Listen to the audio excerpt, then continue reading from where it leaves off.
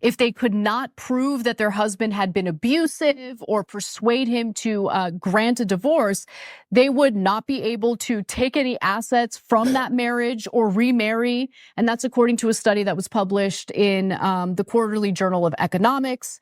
But some people in the alleged Party for Personal Freedom, which is hilarious to me considering what they're trying to do here, basically want to go back to the Dark Ages, and they want to go back oh my God, medieval times. Off with his head. On my word, I will send the chariot for you. We can come and have a duel. Grab the guillotine, sir. She is a witch. What are you talking about, the Dark Ages, you turd? You live in a society where you have just as much, if not more, freedoms than men do. You're pushed through the door at the expense of men. Are you kidding me? Is this really how they're Man, TYT has fallen. I remember watching them back in the early days when they were actually decent. Now it's just a mouthpiece for the mainstream. Unbelievable. Boys, get a passport, get out of the West. This is what people are consuming in the West. You'll find happiness outside, internationally, with traditional women, women who are super fit, friendly, feminine, welcomes you, builds a home with you, appreciates all the hard work you do, understands the value of a man, doesn't think strong, independent, doesn't think about divorcing, grew up in a more stable society, nothing extreme, no corporatist, socialist hellhole that America has turned into where it's profits over people, and you will find your happiness. I'm telling you, it exists. Not just for me personally, but you'll find it. Look at all the Passport Bro videos. Look at all the men going overseas and finding women easily, getting married and having children and sustaining themselves easily. Your dollar goes 10 times further overseas easily. Instead of surviving, you are now thriving and living easily.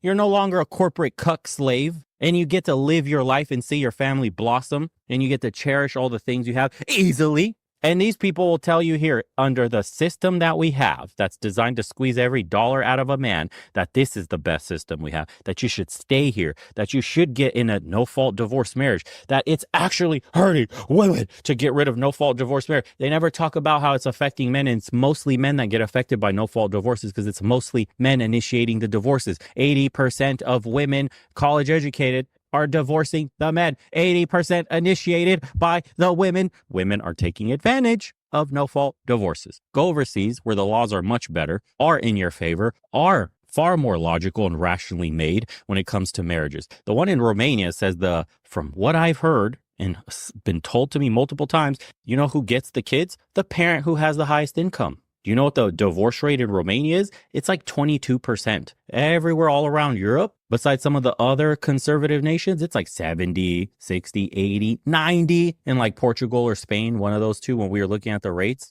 There's a reason. When you apply penalties to marriage and don't give the party that breaks the contract any leeway, people tend to not break the contract. And when people tend to get married, if they ever do, it's taken far more serious. Therefore, the contract is broken less and less. So yes, for those that are wondering, Bo, how's it going overseas? Well, if you're talking this much about this, and if you're saying it's so great, well, where's yours? Blah, blah, blah.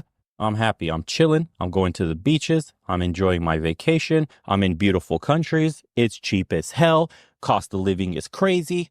I can eat out every single day. Ubers cost a couple of dollars. Food is always fresh. There's no chemicals trying to kill me. Weather's amazing. There's no crime. I can walk at 4 a.m. Don't got to worry about getting stabbed, robbed, murdered. People aren't angry. Everything is clean. There's no homeless encampments everywhere. There's no one taking a shit in the middle of the street. There's no one injecting themselves with the latest whatever drug, like on the streets of San Francisco and shit, LA, any big city in America. It's insane, dude. Life overseas is a shock. And people wonder why when an American gets a taste for life overseas, already they're thinking of how to make this a permanent thing. Because we've been all sold a lie. America's the greatest place on earth. America is this, blah, blah, blah. It was 100 years ago. Yeah, you were way ahead of everybody else. Dude, the world has caught up. Your government doesn't care about you.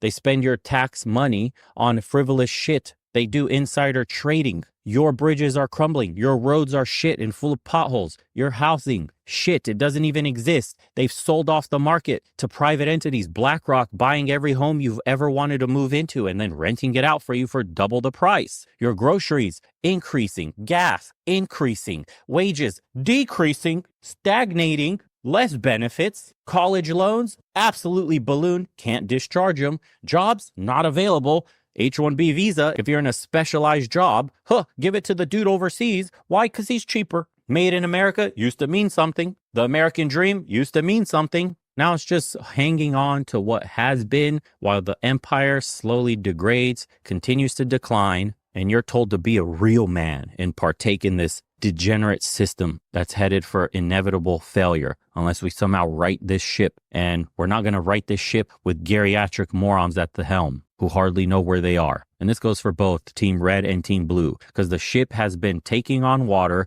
since Team Red and Team Blue have been manning all the masts. That's the problem. Kick these fuckers overboard and replace them with everyday, common, hard-working Americans that know what it's like to live in the real world and see what the real day-to-day problems are of surviving in the modern corporate American society today. Maybe then we'll fix this shit. Until then, I don't care what comes out of any politician's mouth who's never had to work a normal job their entire fucking lives. Billionaires and career politicians can blow me. Listen to how these people are talking to each other inside of the same building that they help vote on and make your laws in. They talking crazy. These are some wild hyenas, bro. I'm very deaf. I'm not understanding. Everybody's yelling. I'm doing the best I can. She asserted that I was not intelligent. She said, "You don't have the intelligence to talk to me," is what she said. The chair recognizes Ms. Green for 4 minutes and 21 seconds. This is all crap. This is all trash. And they wonder why men are just leaving the West in droves. Anybody with the ability to should, even if it's temporary. Just have your eyes open to the options overseas. The West is done. You live in the greatest country in America, and there's no evidence of that.